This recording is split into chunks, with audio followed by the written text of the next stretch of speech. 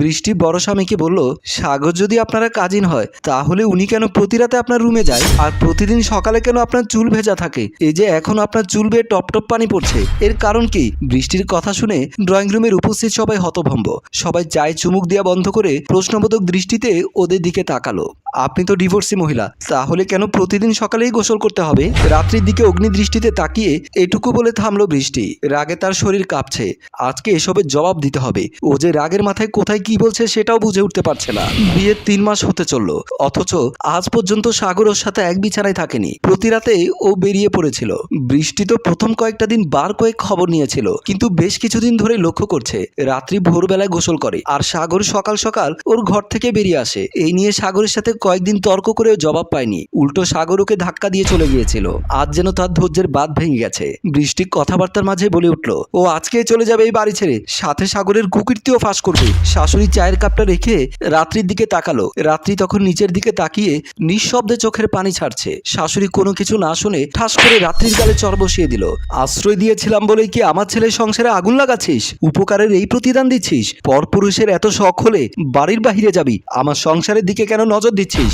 রাত্রি গালে হাত দিয়ে ছলো ছলো নয়নে সবার দিকে তাকালো। কিছু বলতে যাবে, শাশুড়ি আবারও চোখ মুখ দিয়ে ইশারা করে বারণ করলো, যাতে ছোট বউ কিছুই জানতে না পারে। নীরবে কান্না করতে লাগলো। লজ্জায় তার মাটির সাথে মিশে যেতে ইচ্ছে করছে, তবুও সে চুপচাপ সব হজম করতে লাগলো। শাশুড়ি সেখানেই সব মিটমাট করে দিলেন। সাগর রুমে বসে আছে।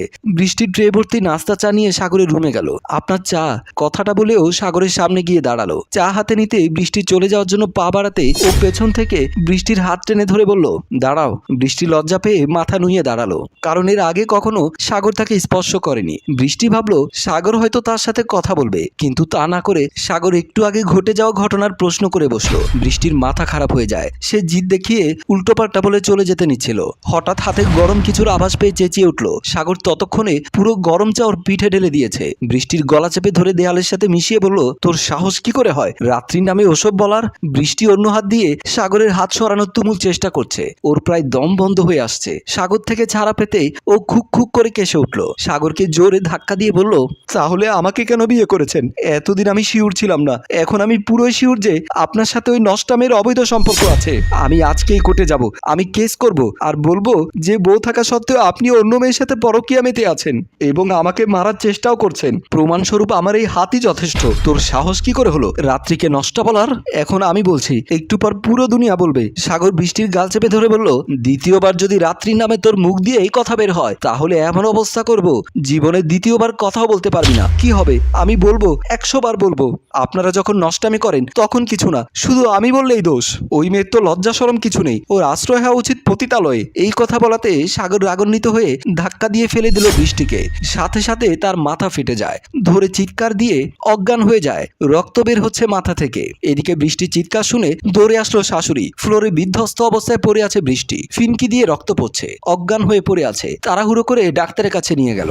বৃষ্টিকে হাসপাতালে ভর্তি করানো হলো। ডাক্তার বলল, আপনারা বাইরে গিয়ে দাঁড়ান। সাগর বাইরে চলে আসলো। হাসপাতালের করিডোরে পায়চারে করছে। সাগর খেয়াল করলো এখানে রাত্রি নেই, আম্মাও আসেনি। উনি আমাদের যেতে বলে রয়ে গিয়েছেন। আল্লাহ, রাত্রির হেফাজত কইরো, মাও যেন ওকে কিছু না করে। ছোট ভাই সোহেলের কাছে গিয়ে বলল, আমি বাড়ি যাচ্ছি, রাত্রি আর মা দুজনেই বাড়িতে, তুই এদিকে খেয়াল রাখিস। ঠিক আছে, আমি আছি, তুমি যাও। আর অপেক্ষা না করে ও দৌড় দিল বাহিরের দিকে।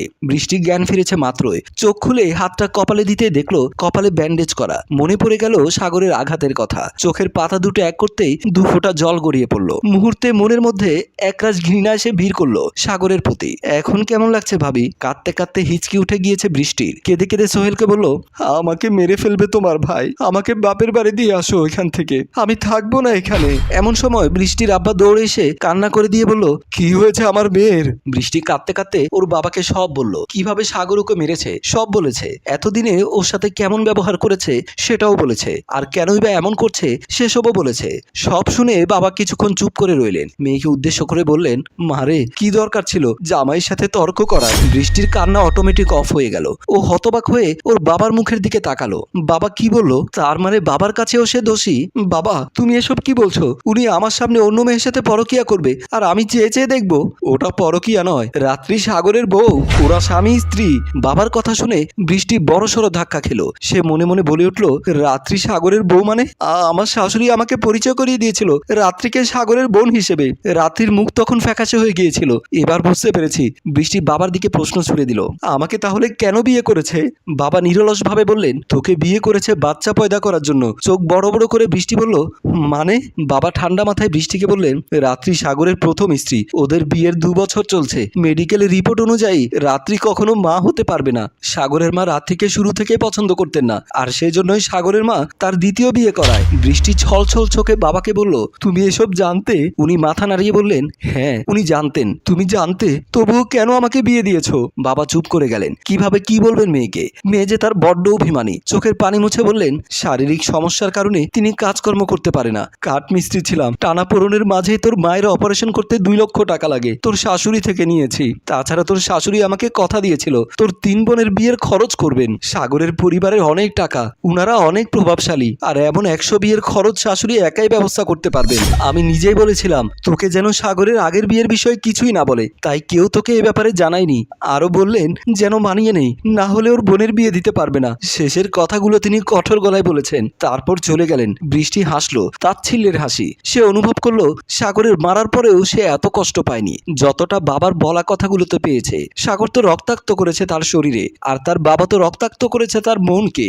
ডাক্তারের দেয়া ঔষধে তো শরীরের দাগগুলো চলে যাবে, কিন্তু মনের ক্ষতগুলো, সেগুলো কিভাবে যাবে? মাত্র বাড়ি এসে পৌঁছেছে সাগর, এসেই দৌড়ে গেল রাত্রির কক্ষে। এখানে রাত্রি নেই।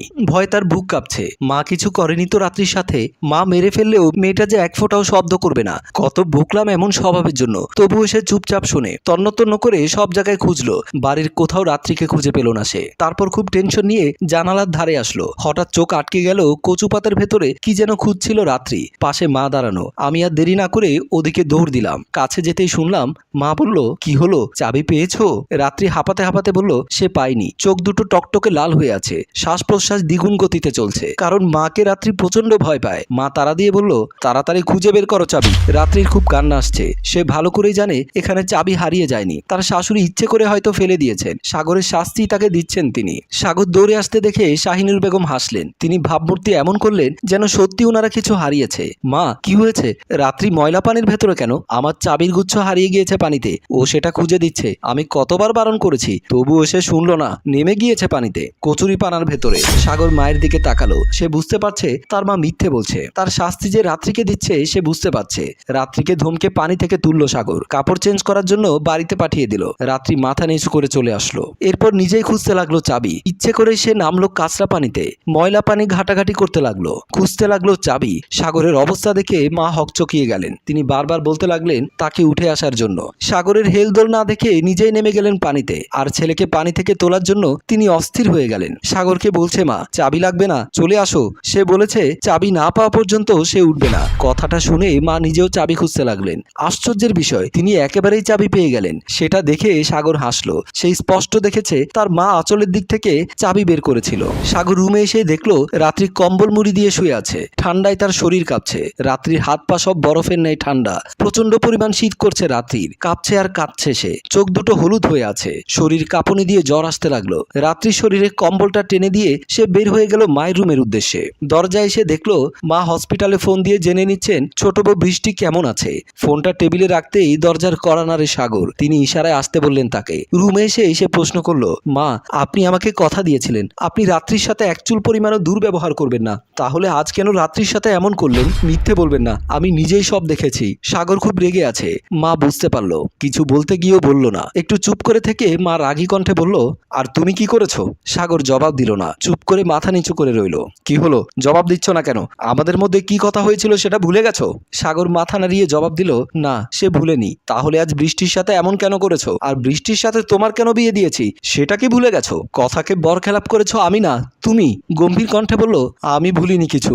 আমার কিছু সময় প্রয়োজন, আর আমার সকালে মেজাজ ঠিক ছিল না। আর কত সময় প্রয়োজন? আর কি এমন হয়েছিল যে তোমার মেজাজ ঠিক ছিল না? সাগর চুপ করে গেল। সে কিভাবে বলবে? সে সকালে কি হয়েছিল তার সাথে? কত বড় ভয়ানক ঘটনা ঘটেছিল সেদিন। তোমাকে আর ছোট বউকে রুমে রেখে রাত্রি রুমের পাশ দিয়ে নিচে যাচ্ছিলাম আমি। কান্নার আওয়াজ পেয়ে রুমে উকি মারতে দেখেছিল রাত্রি ব্লেড দিয়ে হাত কাটছে। সে একটান দিয়েও দিয়েছিল। দৃশ্যটা দেখে তার নিঃশ্বাস বন্ধ হয়ে আসছিল। দ্রুত গিয়ে রাত্রিকে আটকালো। রাত্রির পাগলামি করছিল। সে বারবার বলেছিল তাকে ছেড়ে দিতে, ডিভোর্স দিতে। রাত্রির সাথে না পেরে সাগর তাকে এক চড় মেরে বসিয়ে দিল। জোরে জোরে কান্নাকাটি করতে লাগলো। আমি তার গায়ে হাত দিতে রাত্রি রেগে বলল, ছোবেন না আমাকে, আমি তো আপনার বোন, তাহলে আমাকে কেন স্পর্শ করছেন? সাগর অবাক হয়ে বলল, বোন মানে? রাত্রি চুপ করে গেল। সে জানে সাগর জানে না তাকে বোন বলে বৃষ্টির কাছে পরিচয় করানো হয়েছে। শাশুড়ি মা তাকে বলেছে যে সাগরকে যেন এসব জানানো না হয়, তাই সে চুপ করে গেল। এরপর সাগরের পীড়াপিড়িতে সব বলল। সব শুনে তো সাগর রেগে যায়, ভয়ানক রেগে যায়। তারপর বাহিরে চলে আসলো। সম্মানিত দর্শক, আমাদের এই গল্পের দ্বিতীয় অংশ আগামীকাল দুপুর 2টা বাজে পাবলিশ করা হবে। গল্পটি কেমন হলো কমেন্ট করে জানাবেন। ধন্যবাদ।